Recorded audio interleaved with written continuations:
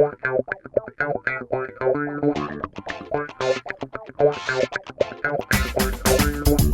and welcome to Open Door Philosophy, a podcast where a current philosophy major, that's me, and his former high school philosophy teacher, that's me, discuss a variety of philosophical topics, review famous philosophy quotes, and so much more, all towards the purpose of living a good life. Welcome to our first episode. Mr. Parsons, how are you doing today?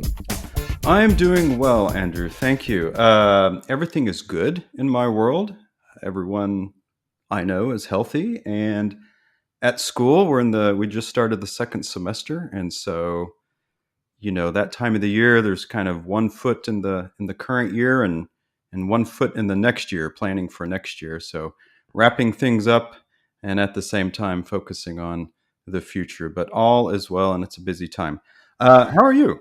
I'm great. I think you remind me so much of the Tao Te Ching when you were saying all that, so it was throwing me off for a second.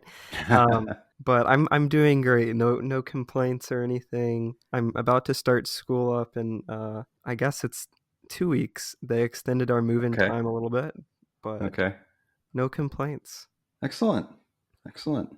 Well, so we want to begin these podcasts with discussing, or at least mentioning, what we're currently reading. So, Andrew, what is on your current reading list? I had a lot of fun putting this list together because I feel like I'm sure much like you, I feel like I'm in 5 or 6 books at different times, all at the same time. So I think the real books that I'm reading, I think the first one I'm really enjoying, I just started it. It's a Walter Isaacson biography of Albert Einstein. I've read a few of his other biographies and really enjoyed them, and I just dove in, and I'm really enjoying that right now. So that's been great. And then second one's more fun. It's called The Name of the Rose. It's like I know that book. I figured you would. It's like an Italian medieval murder mystery. Right. It kind of has it has a little bit of philosophy. It sounds really weird that I'm reading it, I know, but one of my teachers at school kept talking about it the whole year, and then I picked it up. I was like, oh, it sounds kind of cool. So started that, and then finally I'm reading Plato's Republic. I'm taking taking a class at school about it, and so that's been fun. Oh, what's the class about? Is it just the entire class is on the Republic? It's called Plato's Ethics. So we're just sticking a little bit outside of Republic, but I think we're doing mostly that, and then covering apology. And I don't know if you remember this. I was thinking about this when I was writing that down, but I think the first time that we ever talked, I was reading Plato Republic, and we kind of talked about it for a few minutes. Oh, really? Was this like when you're a sophomore or something? It was when I was turning in my slip to join IB. That does sound familiar. Oh, that's very funny. Well, it doesn't get you more foundational than Plato, so that'll be a good course. I agree. I'm really looking forward to it. How about you? Anything good? Yeah, so right now I'm reading a book called The Philosophy of Loyalty by Josiah Royce. Wow. So I read this book called American Philosophy, a Love Story by John Cagg, and he writes kind of a memoirish type book with philosophy sort of interwoven through it. So in Cagg's books, you get a lot of, if you will, recommendations. And so Josiah Royce was an American idealist around the turn of the century. And I can't for the life of me remember why I wanted to read The Philosophy of Loyalty when I ordered the book. But here I am months later, and I'm reading it. So it's very interesting. It's about the idea of loyalty being the greatest moral good. And of course, there's lots baked into that. But wow, that's interesting. Yeah. So it's good stuff. I like American philosophy. I think it has its particular flair that's interesting to me. But the pragmatist and the idealist and the transcendentalist. But and then the other thing I'm reading is just kind of my morning Stoic reading. Right now, I'm in the middle of Epictetus and his discourses. So Right. that's the I read a page or two every morning, and then I move on with my day. So yeah, That's that's it. that sounds great. That's I'm sure a great, very humbling way to start your morning. Yeah, it puts things in perspective sometimes. And Epictetus is kind of funny too, so gives me a little laugh every now and then when he gets sassy with people. Right. So I guess our first topic with this podcast, starting everything off, we wanted to talk about what philosophy actually is. I think that in many podcasts that or any kind of philosophical adventure usually doesn't start with what is philosophy. It's a term that's kind of thrown around a lot. You know, some people when I was thinking of philosophy when I was younger, I was thinking it was something that only really rich people did, and their huge castles sitting by the fires, or Uh-huh. something that was reserved for the past. So, Mr. Parsons, what is philosophy? Is it something where you're sipping on your whiskey at night, or what is it? Oh boy, this is such a great question, and of course to start our podcast with. The more I'm involved in philosophy, the more this question becomes complex, which seems counterintuitive. I mean, you're right. This particular term, of course, has been around for 2,500 years or so, and there's so much association with it. You think it's something that, I don't know. When I was growing up, it's like something smart people do, or Yeah, ivory tower academics do. And they talk in language that's so difficult to comprehend and esoteric. And certainly there are some philosophers that are that way. Hegel, of course, is probably the most famous for sure. example. I think that everything that you're kind of alluding to, I can resonate with in some way. I don't think that I have a great answer like many philosophers I think would feel like. But the way that I'm seeing it, at least right now, is taking it in this very literal sense of the word of philosophy. I'm not great with Greek. I certainly can't speak it or read it or anything, but at least what I've been told is that philosophy translates literally to the love of wisdom. Oh I, yes. I think I think you taught me that first, Oh yeah. actually, way back then. So I've taken that to be pretty literal when I'm thinking what philosophy actually is.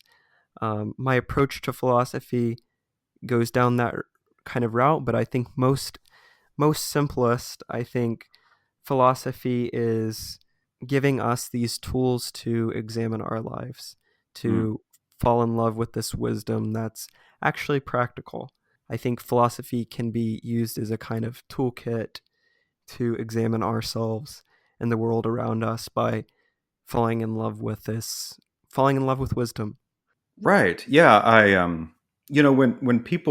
When you meet people for the first time, the usual question is, what do you do? And then, I'm a teacher. They say, oh, what do you teach? I say philosophy.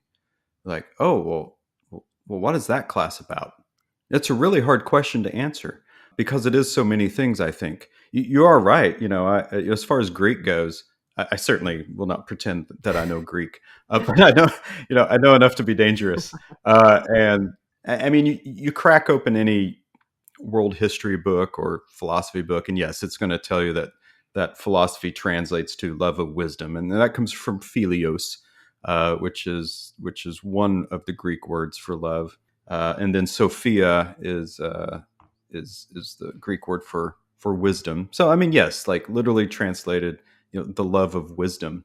That almost brings up its own topic, Right. wisdom. Is that, yeah, like, is that what philosophy is doing? If you do philosophy, are you wise? Is I think a lot of philosophers would say, they're not wise at all. Yep. And you begin to ask exactly what does it mean to be wise?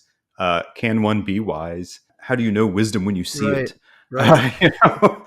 But yeah, so almost the literal translation of it immediately creates a question. That's really funny because I think this is kind of a theme that you can see all throughout philosophy. When you're trying to pluck a rabbit out of the hat, philosophers usually can't find the rabbit. If that if that makes sense at all. But I think just picking up something that you said about these great philosophers who we would think are very wise. They wouldn't consider themselves wise at all.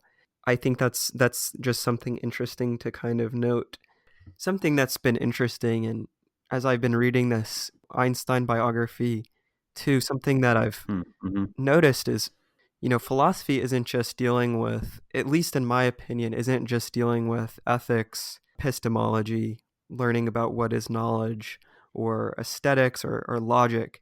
It's a much broader topic than that. Even with science, philosophy has a lot of roots in a lot of different things, and to just be stuck on one saying like philosophy is about finding the best way to live, or maybe something like philosophy is how we can live our most just lives. It's not as simple as that. Mm-hmm. Yeah, I think you really touch on something important. Understanding or thinking about philosophy is that it is so incredibly broad. You mentioned a number of branches of philosophy just a second ago, and there's certainly plenty of others.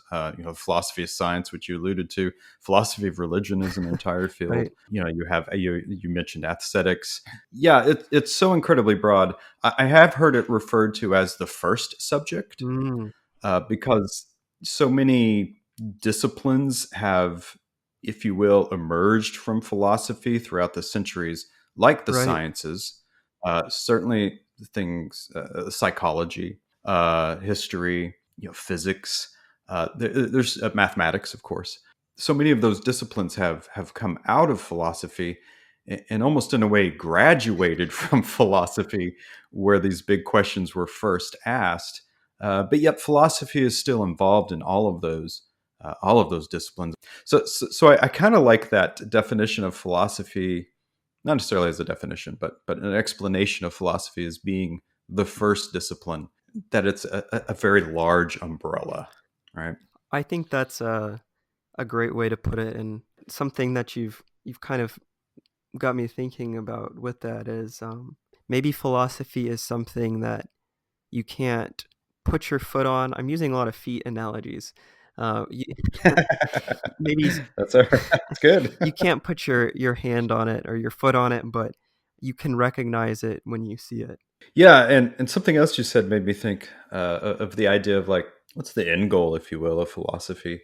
And I think some people think that philosophy is after this idea of that there's some kind of truth out there that we can understand if we just really apply the tools of philosophy.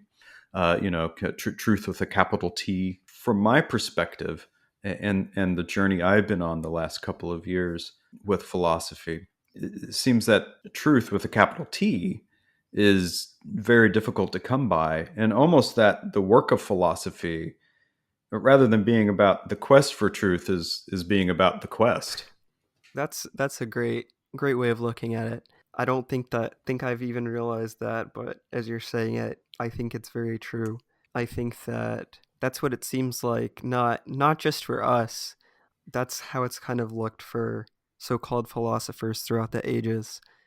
It's always been on this path, this search for truth with I guess the undercase, lowercase t.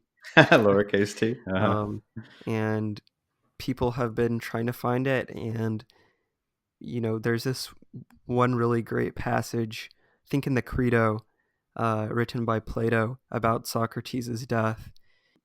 I think he refers to it here, and it's also in the Apology. But Socrates, excuse me, he's sentenced to death, and he considers for a moment if he should say, or I think he considers the position that they might ask him, we'll spare your life, we'll let you go into exile if you give up the study of philosophy.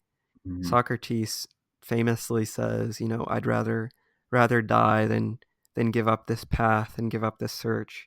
That's definitely in the apology, not the credo. But it's Right. such a great moment in philosophy, I think. Yeah, it makes you think of standards, I suppose. Living for something that means something. Well, I don't want to go back to the philosophy of loyalty with Josiah Royce that I'm reading, but he does talk about Socrates a bit, and what was Socrates loyal to? It was to this idea that inquiry is something that's important for our lives. Yeah, I think there's a good allusion to that. So I did look up a couple of quotes that I enjoy that sort of have to do with philosophy in and of itself. Are you familiar with Mary Midgley? Just from what we've talked about very briefly. Oh yeah, yeah. So Mary Midgley passed away in 2018, and she was 99 years old. So a British philosopher. She passed away just a few years ago, but her very last book that was published the year before she passed away. So we can all only hope to be as prolific as publishing a book in the year before we pass away. Jeez. But yeah, but her book is what is philosophy for? That's the title of it. And so in her book, she says, I want to give you two quotes here to think about. She says, philosophy, in fact, is not just one specialized subject among many. It is something we are doing all the time, a conscientious, necessary background activity, which is likely to go badly if we don't attend to it. Wow. I think that's. I'm just going to be repeating what I've said, but just go on. All right. I'm sorry. That does kind of hint towards what we've already said. Here's the second quote. It's a little bit longer. She says, philosophy is all about how to think in difficult cases, how to imagine, how to visualize, and conceive and describe this confusing world, which is partly visible to us, partly tangible, and partly known by report, in a way that we will make it more intelligible as a whole. It is a set of practical arts, skills far more like the skills involving in exploring an unknown forest than they are like the search for a single buried treasure called the truth. And because of this, it is far more concerned with the kind of questions that we should ask than how, at any particular time, we should answer them. That's really excellent. I need to check her out. But that last quote that you read got me thinking of one of the reasons that I think that I got into philosophy more and more, as a practical way of life. Mhm. Like I said earlier, I was kind of jokingly saying that when I was younger, I had this conception of philosophy for rich old people in castles. But as you start studying and reading and practicing philosophy, you kind of learn that that's not the case. Something that we've talked a little bit about, and I'm sure we'll talk about on this podcast in the future, is about Stoicism, as you Mhm. talked about earlier. For these Greeks and Romans and medieval philosophers all throughout those times, even now, they're not looking at philosophy as a way to stump their friends by giving them a famous trolley car problem. Right, right. They're not doing it to try to trip anyone up or to confuse them. They're doing it practically and solely so that they may live the best life that they can live, and to act in tough situations in the way that they believe to be the best. So your quote just got me thinking about that for a little bit. Yeah, and I think if I can speak for both of us, that's one of the things we would like to have come out of this podcast for people who are listening is that philosophy is something that is necessary for a life well lived in terms of how we define it, a life that is engaged with on an intellectual level, on an experiential level that is meaningful. I mean, I really like that idea from Midgley when she says it's something we're doing all the time, whether we realize it or not. Philosophy is something we're doing all the time as a necessary background activity, she says. And then she sums it up, it's likely to go badly if we don't attend to it. Right. So, I remember Yeah. with ethics, when I teach ethics and when I've been involved with books or lectures on ethics, the ethics instructor professor will say, we all have a morality. We all have a moral view. Whether we acknowledge that we do or not, we do. And I kind of think that's a great way to look at philosophy as a whole. It's something we're doing all the time. We just may not acknowledge it consciously, but we certainly have a philosophical view of things. And the only way to find our way through the forest, if you will, is to look at the map, and get our compass out, and any other equipment necessary in order to get through that forest. Philosophy provides a great deal of those tools. What you're saying is totally how I feel. The same. I hope that anyone who's listening to this podcast, thank you, by the way, can gain something that's practical. It reminds me, I've been getting into Aristotle over the past year or so, and Aristotle's big on this point. Philosophy is meant to be helpful, and so I hope that's something that if someone takes one thing away from this episode, I think that's what it should be. Yeah, if philosophy isn't doing something to improve our lives, then what's the point? I totally agree. I think there's Hmm. I'm sure you've encountered this just as much as I have. At school, if I say that, something comes up when you meet someone, they ask you what you're studying, and then tell them philosophy. They're going to try to ask you some question that's, oh, have you heard of this Batman and Joker problem, or oh, I think this pig experiment is really cool. And like, I don't even know what you're talking about. I'm doing this to live a good life, or to try to live a good life.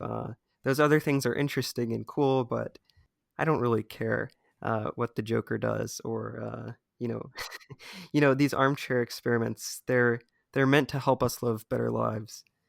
Yeah, what you just said made me think of a quote. I wanna just put out here real quick, and maybe this wraps it up, and maybe it doesn't. But Rilke was a early 20th century poet.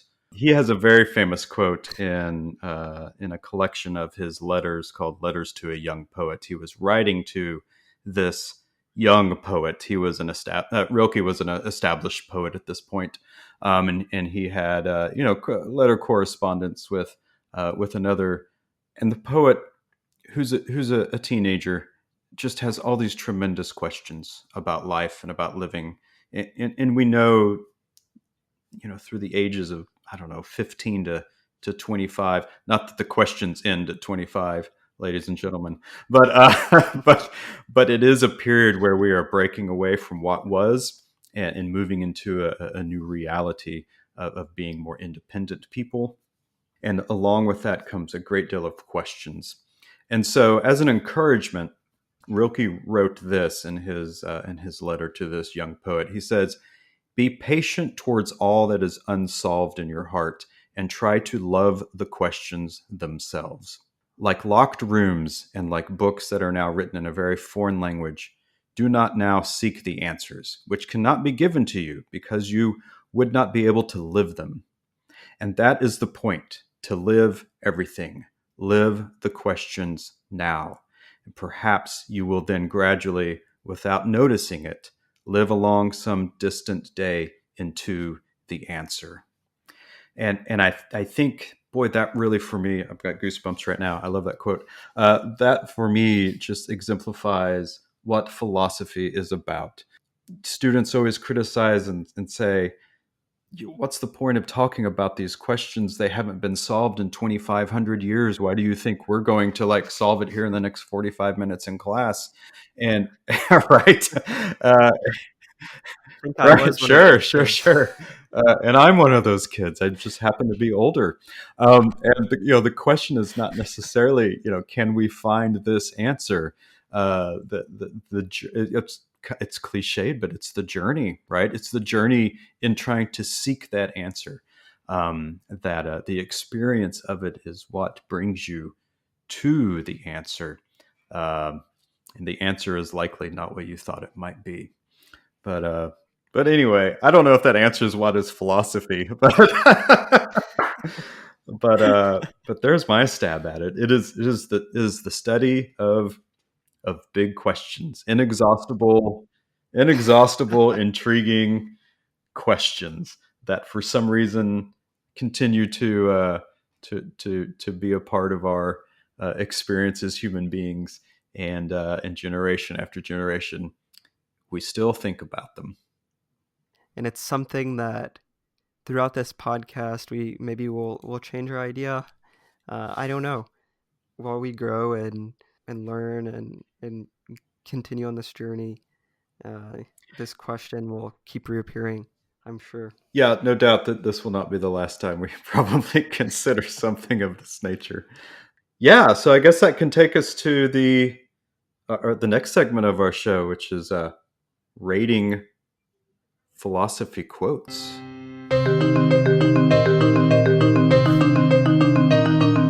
So now we're going to move over to our next segment of the podcast.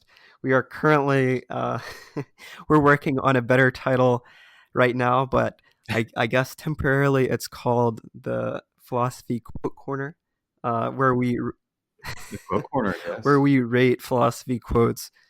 Will it be on a scale from 1 to 5? Is 1 to 5 good with you? That sounds great. We can do points. We can do like 3.5 if it. That way we Okay. avoid a 10-point scale. Yeah, that would probably be that'd probably probably be good. Okay. Um, so the first quote to start off this quote corner adventure is going to be one of the most famous quotes, I think, in Western philosophy. A little bit of a sentimental side note.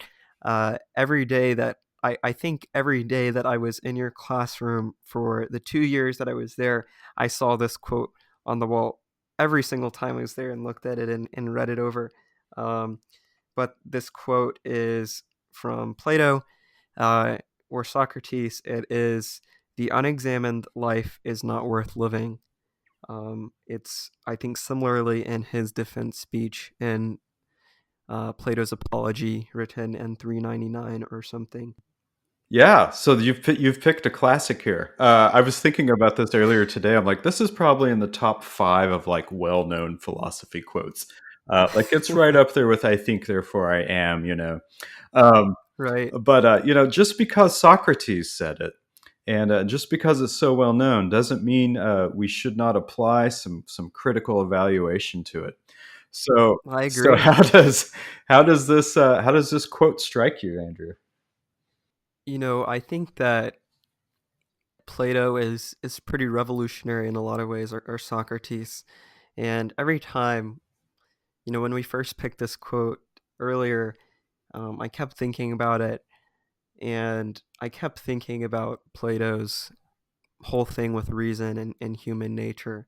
And he has this concept where he thinks that reason is an innately human gift, Mm-hmm. and so when we don't act with reason, when we don't practice reason, we're wasting this really important gift. Mm-hmm. When I read this quote, I kind of think of it along the same lines. The unexamined life, the life without philosophy, whatever, the life without reason, however you want to say it, isn't worth living. And I'm sure Socrates isn't meant to be saying you should commit suicide or whatever if Right. you're not. But I think he's saying that something more like, if you aren't using this amazing gift of reason, your life is being lived on autopilot, and that's not what a human life is meant to be lived. That's not how it's meant to be lived. So that's a long answer to saying that I think this quote is very, very groundbreaking, of course, and it's something that I think it's a good reminder to think about a lot of the times, I think. What about you? What do you think about it? I mean, there's a reason it's hanging on my wall. It's a it's a foundational quote. It's a quote I strive to live my life by. I do believe that a life lived in awareness of yourself and the world around you is a life better lived. And whether that's Socrates or whether that's Henry David Thoreau's notion of, we don't want to live lives of quiet desperation, that we should live deliberately. I think all of these, that's tied up in that particular idea of the unexamined life. As a counter argument, and I did think of this earlier today, and you certainly already brought it up.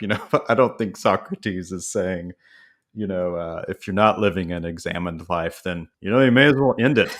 I don't think that's the point, and I just certainly don't want to put words in Socrates' mouth, but I always kind of got the notion from him, especially that he was always so involved in the agora, which was the Greek marketplace, in talking with people about philosophy, that anyone is able to examine their life, and that that can happen at any point in your life. Maybe you have lived an unattentive life for many years, and then now suddenly you do find a reason, a cause to examine your life. I don't think that the idea of ending your life is not the message. The message is, at some point you certainly do need to do this, and that can happen at any time. I guess another counter argument would be like, well, okay, but what about ignorance is bliss? Right. I think Socrates would say, again, not wanting to put words in his mouth, that would be very sacrilegious, I think, from the philosophy point of view. But I think that Socrates would say something like, well, in this case, ignorance is not bliss. If you aren't living a life that's examined, you aren't living a good life. You're not living the best life that you could be living. And very much like you were saying, it doesn't matter if this is your first interaction with philosophy and you've never really examined your life. It's something that it doesn't really matter where you are on this stage of your journey in life. It's something that will improve your life or make your life better, at least in Socrates' eyes. Indeed. Well, we haven't really discussed how we're going to roll out our rating here, but how about you say your rating and then I'll just say mine. All right, out of 5 stars, Andrew, what does this Socrates quote rate? All right, I think that I will give this a 4.7 right now. Oh, we're breaking it down even further into points. Okay, 4.7. All right, no, it's perfect. Yeah, there's a part of me that really wants to blaze a trail here and be like, you know what? 3 stars for Socrates. That'll really raise the eyebrows of the philosophic world. But Right. Boy, this one's an awfully good one. And of course, it's one that resonates with me personally. I'm gonna hit.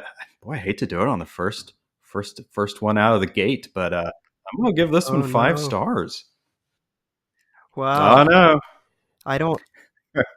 I think that's not an easy one to get, but I think if there was one of those kind of top 5 quotes that you find online, I think this would be at the top of it for me. I certainly agree with you. It's an excellent quote. Yeah, maybe one episode we'll have to figure out exactly what makes a quote a good quote. That seems like a very philosophical activity, but yeah, this one's a good one. I hate to give anything a perfect, I'm not an idealist necessarily like Plato. Right. But maybe this quote exists out there in Plato's world of forms as far as the perfect quote. Of course. Yeah, it's a good one. Okay, that's about it, folks. We'd love it if you would leave a positive review and hit that subscribe button whenever you listen to podcasts. By doing so, of course, you will know when new episodes drop, but it also can help encourage others to engage with philosophy, something that we hope will ultimately help lead towards a life meaningfully lived. We'd also love to hear from you. If you have any questions you'd like us to specifically talk about or address on the show, or you have any episode ideas for us, please feel free to email us at opendoorphilosophy@gmail.com. The email will also be in the description of the podcast. You can find me on Twitter at D_Parsonage. That's PARSONAGE. I also have a personal website dedicated to my philosophical Wonderings, a collection of essays. That is at curiositymanifold.com. Would love to see you there. So I don't have any current media platforms to be followed on at the moment, but I do have a few things in the works, so stay tuned, and in the future that platform will be raised in the show. Thank you so much for listening. We'll see you next time, and remember, when your life seems in need of some philosophy, the door will always be open.